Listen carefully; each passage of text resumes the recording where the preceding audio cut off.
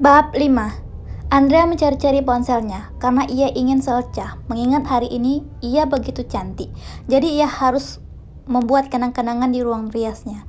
Andrea bahkan tidak mengetahui siapa yang masuk ke dalam ruang riasnya. Ada perlu apa? Tanya Andrea, tidak melihat orang itu dan masih fokus mencari ponselnya.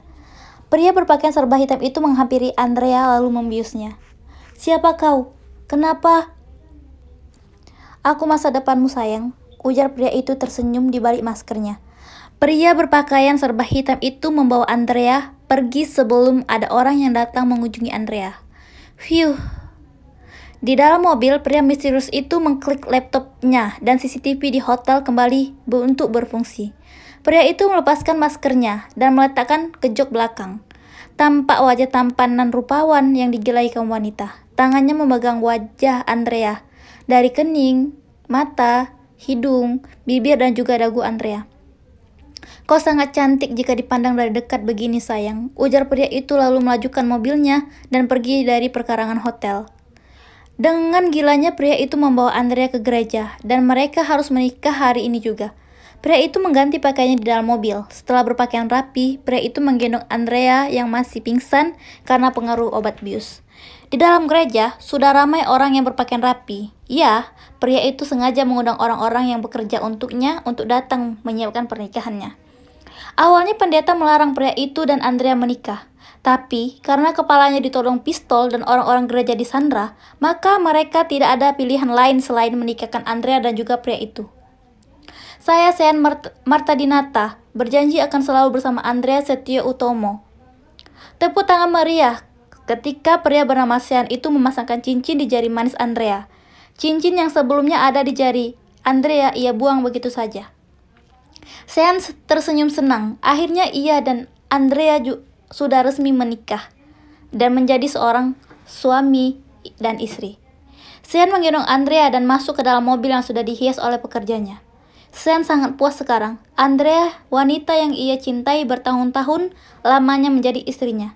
Andrea tidak mencintainya. Sean tidak peduli tentang itu. Cukup Sean saja mencintai Andrea. Andrea tidak masalah tidak mempunyai cinta untuknya. Yang terpenting bagi Sean adalah Andrea tetap bersamanya meski tanpa cinta. Andrea tidak masalah baginya. Sean menghidupkan lagu romantis sepanjang perjalanan pulang, karena akan banyak lagi kejutan untuk Andrea dari dirinya. Drrrr, drrrr. Sebuah panggilan masuk membuat lagu romantis yang Sean setel berubah. Sean mengatupkan rahangnya, bertanda ia tidak masalah dengan itu, karena sekarang ia sedang dalam suasana bahagia. Maka kali ini Sean membiarkannya. "Katakan," ujar Sean mendatarkan suaranya. "Kau tidak perlu datang nanti malam. Aku akan menandatangani semuanya. Kau bersenang-senang saja dengan istrimu," ujar suara di seberang sana sambil terkekeh. Sean tidak mendengarkan lagi celotehan Dave, sahabat sekaligus orang kepercayaannya. Sean memutuskan panggilan begitu saja dan lagu romantis kembali terdengar, membuat Sean mengangguk-ngangguk kepalanya mengikuti urutan lagu. Sambil fokus menyetir, sesekali Sean melihat ke samping, melihat wanitanya yang sangat manis ketika sedang tidur. Sebenarnya, Sean ingin sekali membawa supir bersama mereka, namun Sean tidak mau kecantikan istrinya, yang hanya untuk dirinya belum lagi. Setelah didandani Andrea begitu cantik berlipat-lipat, anggaplah Sean posesif atau apa. Kalau itu kenyataannya, Sean bisa apa? Kendaraan yang Sean kemudikan masuk ke dalam hutan lebat yang tampak berbahaya dari pinggiran hutan. Banyak jalan di dalam hutan, namun hanya ada satu jalan yang benar, dan hanya Sean dan orang-orangnya saja yang tahu jalan keluar dari hutan dengan selamat. Hutan juga terdapat CCTV yang tidak bisa diketahui oleh orang-orang. Kamera CCTV digunakan jika ada penyusup yang masuk, maka dari mansion Sean sudah ada peringatannya. Sean memarkirkan mobilnya di depan mansion lalu luas miliknya, yang berada di tengah-tengah hutan. Sean membuka pintu penumpang dan menggendong Andrea ala bridal style, lalu masuk ke dalam mansion. Di dalam mansion, mereka disambut oleh pelayan-pelayan Sean berbaris rapi. Sean meletakkan dengan hati-hati Andrea ke atas kasur, yang sudah dipenuhi oleh bunga-bunga. Sean merapikan anak-anak rambut Andrea dan meletakkannya ke belakang telinga Andrea. Sean tersenyum sambil mengulung ke meja sampai ke siku. Melihat Andrea berada di mansionnya membuatnya merasa bahagia. Sean masuk ke dalam kamar mandi. Ia membersihkan badannya yang terasa lengket antara keringat dan darah. Tadi sebelum menculik Andrea, ia sengaja bertemu dalam satu musuh di dunia gelapnya, Bima.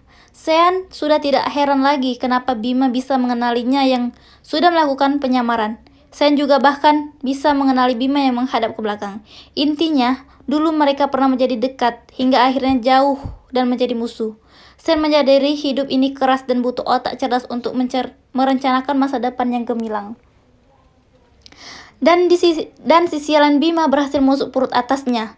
Sean menatap ke arah shower yang menyala, menikmati air yang turun ke tubuhnya. Darah dari perut Sean mengalir mengikuti air, dan Sean sama sekali tidak merasakan sakit akan hal itu. Bagi Sean itu hanya luka kecil dan tidak ada apa-apanya. Sean keluar dari kamar mandi dan menggosokkan kepalanya dengan handuk. Setelah mandi pun Sean menemukan istrinya belum juga bangun. Sean memakai pakaiannya lalu ikut bergabung dengan istrinya. Sean memeluk erat Andrea. Sean menghirup udara lama-lama dari kepala Andrea, sangat wangi. Sean mencium kening Andrea lalu ikut tidur bersama Andrea, karena Sean mengingat kenangan mengapa ia jatuh cinta dengan Andrea. Kenangan indah di mana hanya bisa ia ingat sendiri, karena Andrea sama sekali tidak mengingatnya. Sean bangun dari tidurnya dan menghidupkan CCTV yang ia pasang di setiap sudut kamarnya. Lalu ia ikut tidur bersama Andrea, tidur yang sangat nyenyak. Sean terbangun ketika jam menunjukkan pukul 7 malam. Ia melihat ke samping dan menemukan Andrea masih belum bangun juga. Sean menempelkan jari telunjuknya ke hidung Andrea. Sean bernapas lega karena Andrea masih bernafas. Andrea lama sekali membuka matanya, padahal seingat Sean ia tidak terlalu banyak meletakkan obat bius ke sapu tangan tadi. Sean tidak mau berpikir lama, ia masuk ke ruang kerjanya. Ruang kerja Sean bukan seperti ruang kerja lain yang berisi berkas-berkas pekerjaan. Di kamar Sean hanya ada laptop dan sisanya berbagai senjata di dalam ruang kerjanya. Sean bekerja sebagai penyeludup senjata yang amat disegani di kalangan mafia lainnya.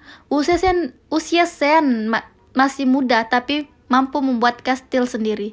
Sean mempunyai 2 pekerja, CEO dari M Group dan mafia. Tapi Sean lebih sering bekerja menjadi penyeludup senjata ilegal dibanding menjadi CEO. Bahkan karyawan, staf, dan para pekerja lainnya tidak mengetahui Sean seperti apa rupanya. Dan bentuk Sean mereka tidak mengetahuinya. Yang mereka tahu adalah Sean Martadinata adalah CEO yang kejam, tanpa rupa yang sering memecat pegawainya tanpa alasan. Jangan lupa subscribe, like, and comment. To be continue.